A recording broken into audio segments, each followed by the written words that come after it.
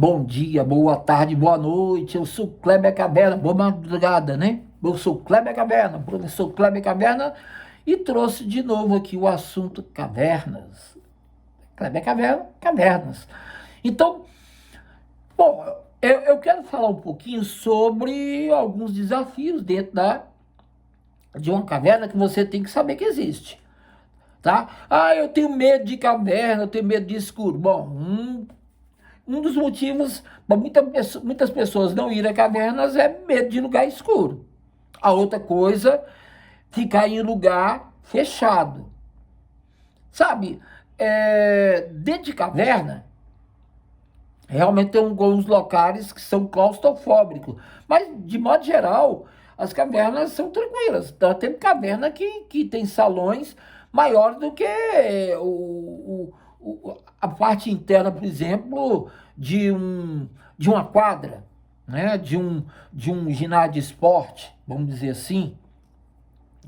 Nós temos cavernas de todos os tamanhos possíveis. É claro que tem as menorzinhas também, aquelas mais claustrofóbicas. Tem outras que já são bem maiores. É claro que quando a gente fala sobre caverna, existem medos. O medo do escuro, o medo da claustrofobia, né? A pessoa que é claustrofóbica, quase que não sai.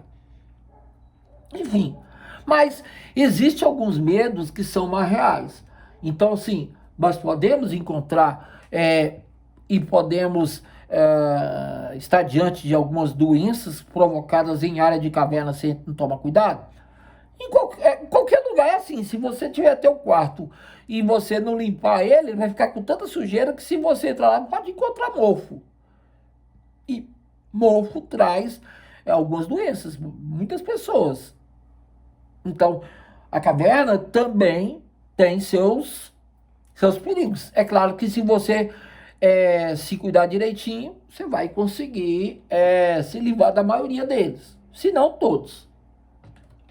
Bom, a primeira doença que eu quero chamar a atenção é a histoplasmose. Olha que nome estranho. Histoplasmose.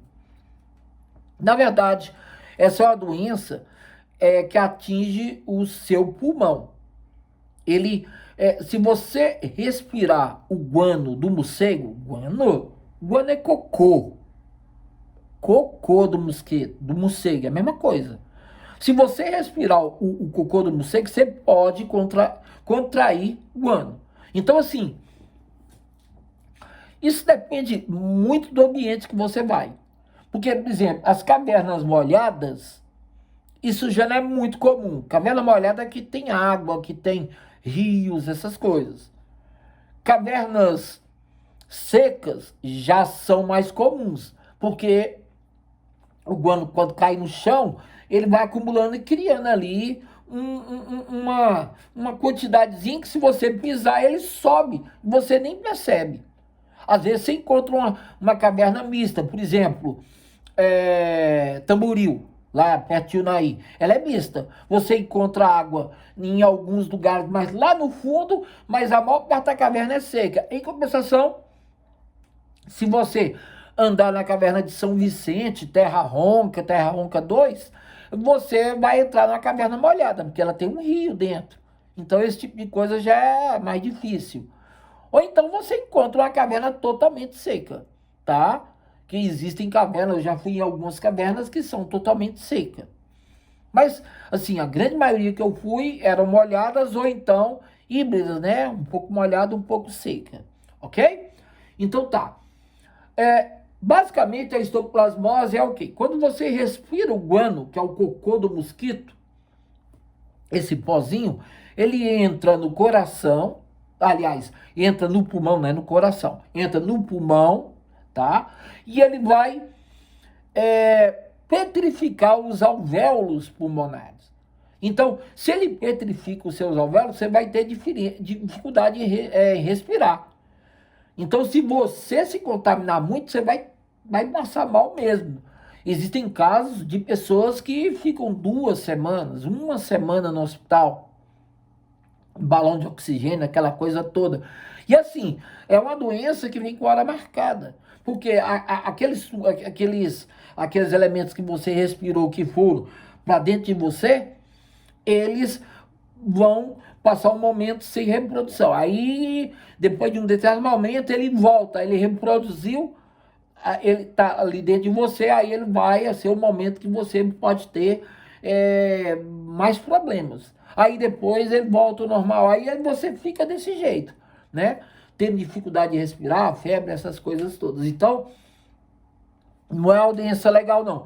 E depois que você curar, você, se tirar uma radiografia do teu pulmão, você vai ter manchas, como essas aqui, ó. Então, é a petrificação dos alvéolos pulmonares, devido ao guano, que é o cocô de morcego. Então, tem que ter muito cuidado, tá ok? Então, basicamente, aqui está o morcego, aqui está eles fazendo cocô, né? Isso aqui no chão é um monte de guano, tá? Isso aqui atrai outros insetos que vão também se alimentar aqui próximo, que atrai outros bichos, como aranhas, formigas, enfim, bom, tudo aí nisso aqui, né? A procura desse guano, quer dizer, ele cria um ecossistema dentro da caverna, tá? Então, além disso, tem coisas que vêm de fora da caverna para dentro da caverna, detritos que vêm de fora da caverna. Às vezes vem insetos que eram do lado de fora e entram dentro da caverna e não saem mais. São, na verdade, passam a ser elementos que as aranhas, né, vão caçar elas. A gente brinca, até comida voadora. Então, assim, você tem um ecossistema da caverna bem legal. E alguns bichinhos aí que são bem interessantes, tá? Além do morcego, além de aranha, de insetos, você encontra cobra, você encontra rato, você encontra ambliprígia, que parece uma aranha, eu vou mostrar para vocês. Dentro d'água você pode encontrar bagres cegos.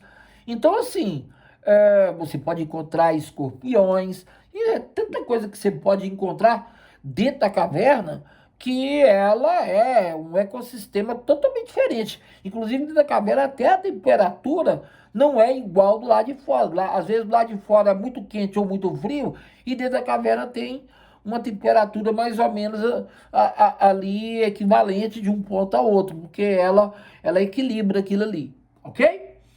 Bom, vamos ver o que mais. Essa aqui é uma caverna seca, como eu disse. Ela não tem água. Então, qual a diferença de caverna seca para caverna molhada? Aí já está explicado. A seca não tem água e a molhada, ela tem água. Às vezes você pode encontrar uma caverna que é seca e molhada. Aí é híbrida, né? No meio termo.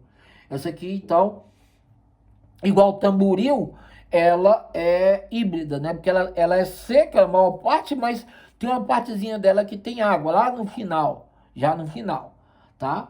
Essa caverna aqui, ela é totalmente uma caverna em contato com a água, tem um rio aqui dentro, então ela é molhada, ok? Às vezes, como eu disse, tem cavernas que são secas e molhadas, juntando as duas coisas. Isso aqui, ó, é o final de uma caverna. No caso aqui, a caverna de Jabuticaba, né? Ou Gruta de Jabuticaba, como queira, que ela fica lá no estado de Goiás, próximo, logo depois de Formosa, um pouquinho, né? E para você sair da caverna, você tem que pular dentro do rio. Tanto é que tem um rio dentro dela. Você vê aqui eu ia fazer, aqui o colega ia fazer um rapel, e eu aqui estou pulando. Eu resolvi pular. Isso aqui deve dar mais ou menos uns 7, 8 metros, talvez um pouco mais, não sei. E aí você cai dentro d'água. Esse, inclusive, é um elemento interessante. O rio, quando ele vai descendo, que ele encontra uma caverna, que ele entra dentro dela, ele passa a ser um rio criptorreico. Porque exorreico você chega no mar, endorreico você não chega. Agora, independente dele chegar ou não no mar, se ele vai correndo lá de fora e depois entra dentro da caverna, ele é criptorreico. Isso aqui então é uma bacia criptorreica. E agora ela vai virar de novo Não sei se ela vai para o mar, mas eu acho que sim. Isso aqui pertence aos rios que estão que correm para o São Francisco. Então, basicamente, eu acho que é para o São Francisco mesmo.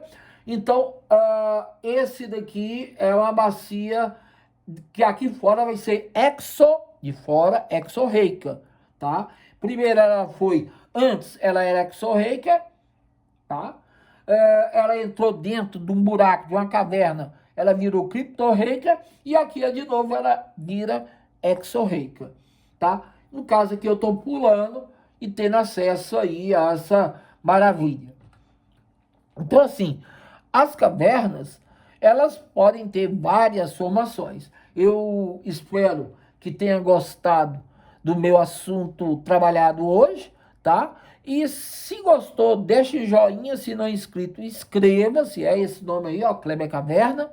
Entra no YouTube e escreve lá. E deixa um comentário se você quiser saber alguma coisa ou acrescentar o que eu falei que eu deixei, às vezes, deixei de falar. Um abraço, um beijo e um queijo. Eu sou Kleber Caverna, fui!